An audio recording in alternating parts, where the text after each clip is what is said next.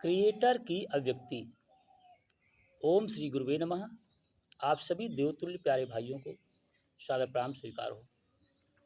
युग ऋषि का युग परिवर्तन संदेश यूट्यूब चैनल के सभी आत्मीय दर्शकों का स्वागत है, अभिनंदन है, क्योंकि आप सब इस युग के युग व्यास, युगावतार, युग दृष्टा, युग ऋषि, वेद मूर्ति, तपोनिष्ठ पंडित राम शर्मा आचार्य जी की अमृतवाणी सुनते हैं और उस पर मनन चिंतन करके अपने जीवन में उतार कर अपने को मानव से महामानव बनाते हैं।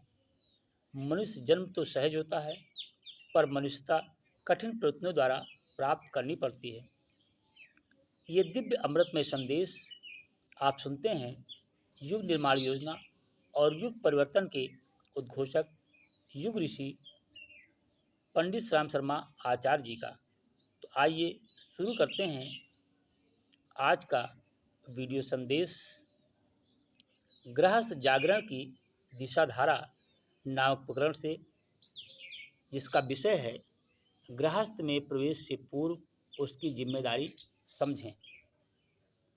ओम शांति। गृहस्थ की सफलता सघन आत्मीयता पर निर्भर है विवाह बंधन प्यारा, गुड्डे गुड़ियों का खेल नहीं है, दान दहेज प्रदर्शन से इसका तो कोई मेल नहीं।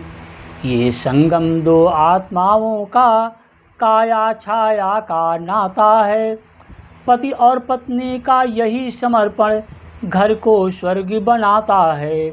दोनों रहे यदि पूरक बनकर आदर्श गृहस्थी कहलाएं, तब विषम परिस्थितियों में भी ये गृहस्थ तपोवन बन जाए। है गृहस्थी योगी बड़ा, सुन लो धर कर ध्यान, संयम सेवा साधना योगी की पहचान। मित्रों, विवाहित जीवन में जो हाहाकार हम देख रहे हैं, उसका एक प्रधान कारण ये भी है कि पति का कर्तव्य प्रायः उपदेश तक ही समाप्त हो जाता है। उसने भ्रमवश समझ लिया है कि गृहस्थी का सारा बोझ स्त्री के लिए ही है। वो ये भी समझता है कि उसका काम जीवन के इन छोटे छोटे और रोज़ पैदा होने वाले सवालों की तरफ ध्यान देना नहीं है। उसका काम बस ज़िंदगी की एक चार दीवारी तैयार कर देना है, जिसमें वो और उसकी स्त्री दोनों सुरक्षा का अनुभव कर सकें। वो स्त्री को उसके कर्तव्य भी समय समय पर बताता रहता है, और जब उस कर्तव्य का पालन करने में वो कभी असमर्थ रह जाती है तो उसका मन खीज से भर जाता है। वो सोचता है और अक्सर कहता भी है कि मैंने कहाँ से ये झंझट पाली, निर्द्वंद मेरा जीवन था, न कोई चिंता न झंझट। वे उमंगे स्वप्न और वे महत्वाकांक्षाएं इस जीवन की कड़ी धूप में नष्ट हो गई। तब वो एक लंबी आह लेता है, किस्मत पर रोता है और उसे अपने ही प्रति, अपनी अक्षमता के प्रति एक संघर्ष और प्रतिहिंसा पैदा होती है और उसका मन अंधकार से भर जाता है।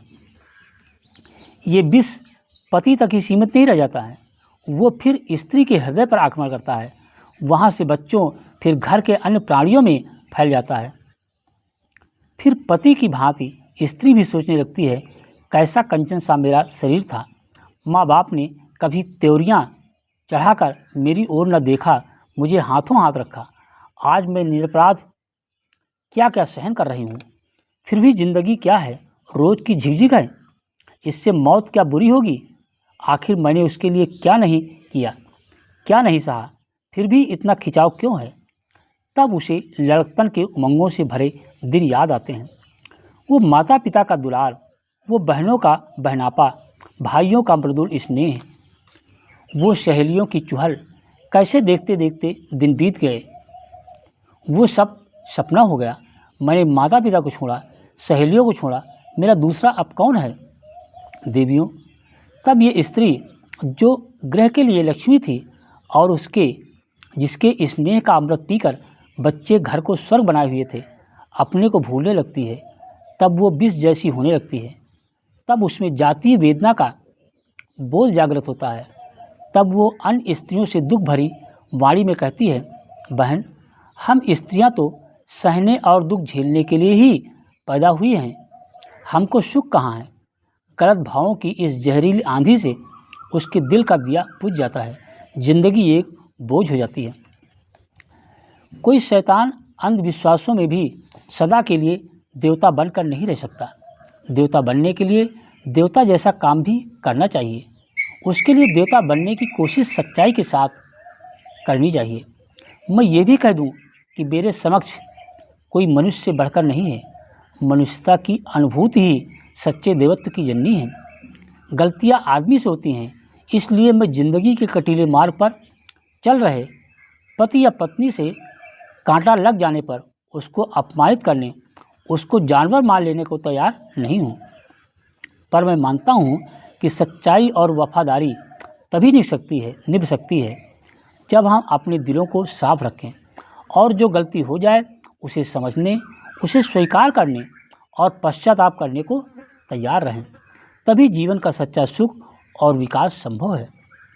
मित्रों, अब वो भोलापन कुछ ज़्यादा काम ना देगा जिसमें पति समझ लेता था कि मैं बुरा हूँ या भला, पर मेरी स्त्री को तो देवी होना ही चाहिए और उसका कर्तव्य मेरी सेवा, मेरी पूजा करना ही है। स्त्री का जो भी कर्तव्य हो, जो भी रास्ता हो, आज वो रास्ता हम अपने परंपरा से चले आए हुए अधिकार के बल से उसे नहीं बदला सकते। आज उसे अपनी श्रेणी का, अपने जैसा मनुष्य और अपना सच्चा साथी मानकर ही हम उसके साथ निभ सकते हैं और उसे निभा सकते हैं। सिर्फ सूखे सिद्धांतों और लाचार दलीलों को लेकर तिल का ताड़ बनाते रहने से ये न होगा। इसके लिए पति को स्त्री की दुर्बलता नहीं देखनी होगी, अपनी दुर्बलता भी देखनी होगी।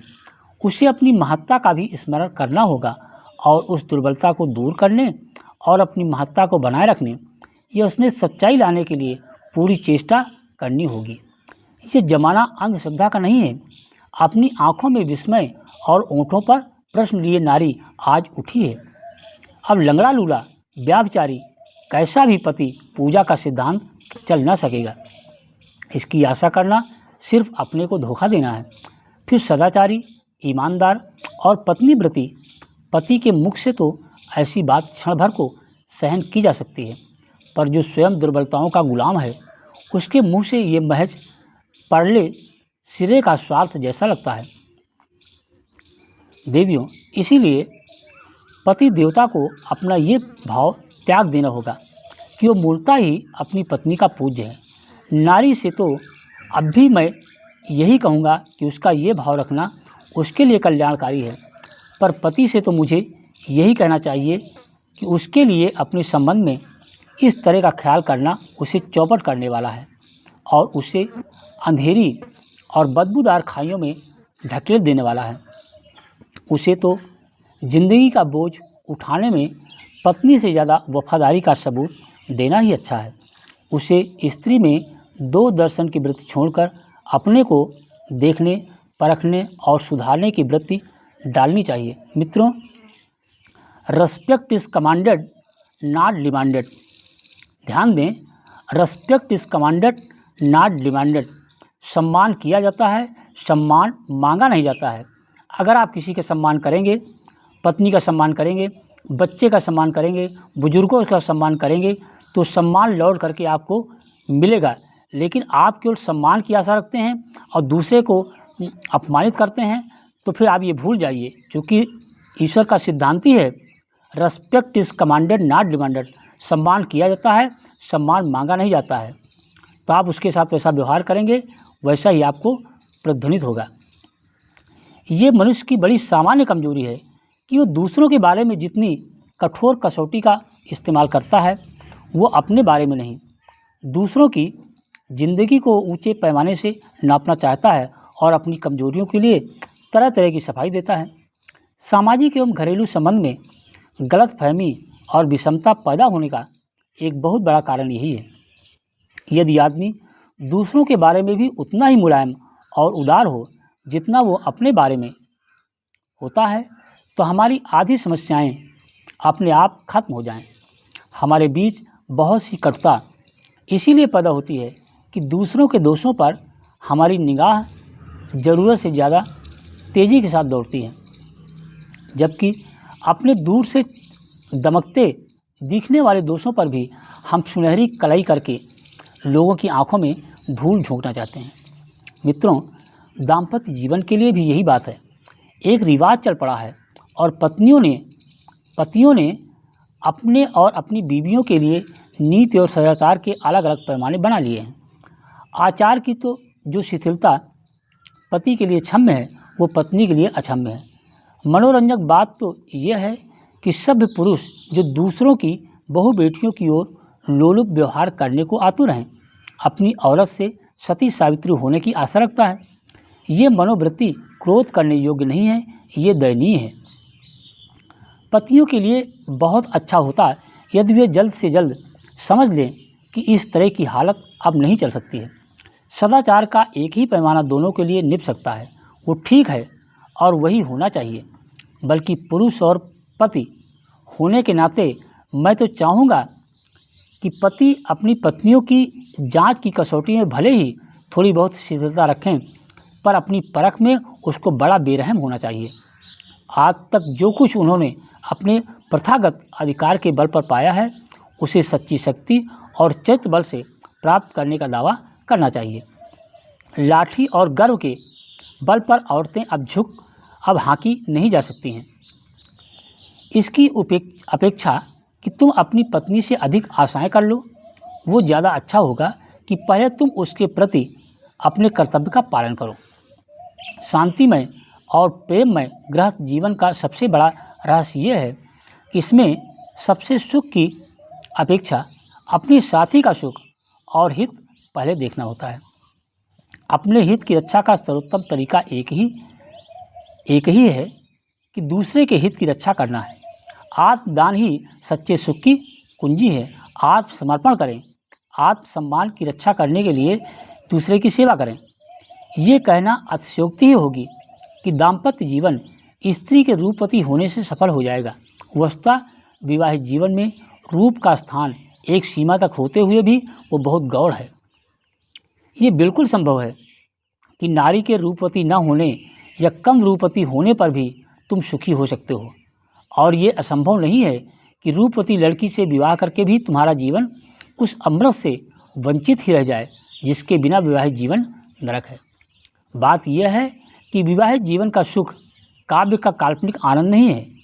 ये इसी लोक में घोर परिश्रम द्वारा एक ऐसे जीवन का निर्माण करने का प्रयत्न है जिसमें नारी और पुरुष एकत्र रहकर संयुक्त होकर अपनी परिपूर्ण अभिव्यक्ति कर पाते और स्वार्थ एवं परमार्थ का समन्वय करते। देवियों, केवल रूप को देखकर कोई निर्णय मत करो। हो सकता है कि तुम्हारे साथ पढ़ने वाली लड़की ने अपनी शरारत, शोखी और सौंदर्य से तुम्हारे दिमाग पर नशे की तरह अधिकार कर लिया हो। तुम समझते हो कि तुम दोनों दिल से एक दूसरे को चाहते हो। तुम्हारा कहना है कि बिना उस लड़की के तुम्हारा जीवन सुखी नहीं हो सकता है, और तुम दूसरों के साथ शादी करने की बात मन में ही नहीं ला सकते। ये जवानी ऐसी चीज़ है, ये दिलों में बेकरारी पैदा करती है और भविष्य के प्रति बड़ी जल्दबाजी से काम लेती है। पर मैं कहूँगा कि जल्दी मत करो। जो ज्वर तुम में उठा है उसे ठिकाने लगने दो, और तब शांति के साथ सोचो कि तुम्हारी मानसिक दशा क्या है। क्या तुम शांति के साथ और निरुद्वेग होकर के अपने संबंध में ठीक ठीक विचार करने की स्थिति में हो? भावावेश में निर्णय मत करो, वो दोनों के लिए ही दुखदायी होगा। ऐसे कई उदाहरण दे सकता हूँ जिनमें विवाह की पूर्व लड़का लड़की दोनों एक दूसरे को चाहते थे। उनका कहना था कि ये रूप जनित मोह नहीं है, हम दिल से प्रेम करते हैं। पर विवाह के बाद वे प्रेम के सपने बहुत जल्द खत्म हो गए। बेचारी स्त्रियां अक्सर कर ऐसे मामलों से ज़्यादा घाटे का सौदा कर लेती हैं। स्त्रियों के लिए बहुत ज़रूरी है कि वो पुरुषों के रूप जनित आकर्षण को बहुत मूल्य न दें। मैं कहूँगा कि जो स्त्री अपने रूप का उपयोग पुरुष को आकर्षित करने में करती है, उसके भाग्य में पछताना ही बदा है, क्योंकि दाम्पत्य जीवन का आरंभ पुरुष की हल्की वासना को जगा करती है और जब जीवन के मध्याह्न के बाद यौवन और रूप की दोपहर ढलने लगती है तो रूप लोभी या रूप के पीछे आया हुआ पुरुष विरक्त होने लगता है। जो सहयोग रूप की नींव पर खड़ा किया है और जिसमें आत्मनियंत्रण, त्याग तथा जीवन के स्थायी तत्व नहीं है, वो दाम्पत्य जीवन अधिक दिनों तक चल ही कैसे सकता है। मित्रों, आधुनिक युवती में पुरुष को आकर्षित करने की प्रवृत्तियाँ अधिक सजग हो रही हैं और उसे इसके लिए अपने को अधिक से अधिक आकर्षण बनाने की चिंता में बहुत समय और शक्ति खर्च करनी पड़ती है। शरीर को जीवन में बहुत प्रधानता मिल गई है और इन सब के कारण रमणी ऊपर आ गई है और पनप रही है, जबकि माता बोझ के नीचे दब गई है। उसका जो फल होना चाहिए था वो नहीं हुआ। नारी के स्वतंत्र विकास का दावा मिथ्या के गर्त में डूब गया और जीवन में सर्वत्र भोग और अधिकार की स्वार्थपूर्ण वासनाएं जग गई हैं। क्या पुरुष क्या स्त्री, दोनों का स्वाभाविक ओज और स्वाभाविक विकास नष्ट हो गया है। लघु आमोद एवं तुच्छ क्रीड़ा क्रिया विलास से जीवन पंकिल हो उठा है। उसके मुखमंडल पर यौवन की क्रांति क्षण स्थायी होती है। प्राण पंगु से मद्दप की भांति अपने में शिथिल एवं गतिहीन हो रहे हैं। ओम शांति। क्रिएटर का विनम्र निवेदन। युग ऋषि का युग परिवर्तन संदेश यूट्यूब चैनल के आत्मीय दर्शकों, अभी आप सुन रहे थे युग ऋषि का अमृतमय संदेश। इस पर मनन चिंतन करें और जो आपके लिए उचित है उसे अपने आचरण में उतार कर नर से नारायण बने और जीवन को धन्य बनाएं। अपने इष्ट मित्रों तक इस संदेश को ज़्यादा ज़्यादा शेयर संप्रेषित जरूर करें ताकि मानव में देवत्व का उदय होकर धरती पर स्वर्ग का अवतरण हो। यही युग निर्माण योजना और विचार क्रांति अभियान का उद्देश्य है। मनुष्य देवता बने बने ये धरती स्वर्ग समान, यही संकल्प हमारा है, यही संकल्प हमारा है। विचार क्रांति अभियान इसी को कहते युग निर्माण, यही संकल्प हमारा है, यही संकल्प हमारा है।